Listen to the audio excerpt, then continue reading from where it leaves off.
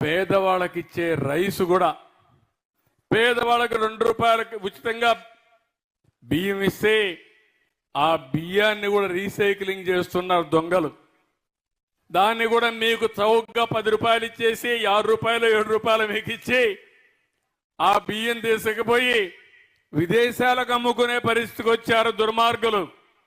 నేను అందుకే చెప్తున్నా, ఎవరైతే రీసైక్లింగ్ చేస్తున్నారో మిమ్మల్ని కూడా హెచ్చరిస్తున్నా, వదిలిపెట్టం జాగ్రత్తగా ఉండమని హెచ్చరిస్తున్నానని చెప్పి కూడా నేను మీకు తెలియజేస్తున్నా.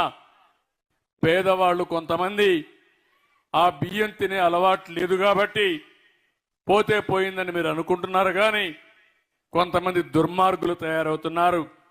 దీనిపైన కూడా ఆలోచిస్తున్నా, ఏ విధంగా చేస్తే ఈ సమస్య పరిష్కారం అవుతుందో, పేదవాళ్లకు న్యాయం జరుగుతుందో దానికి కూడా ప్రయత్నం చేస్తాం.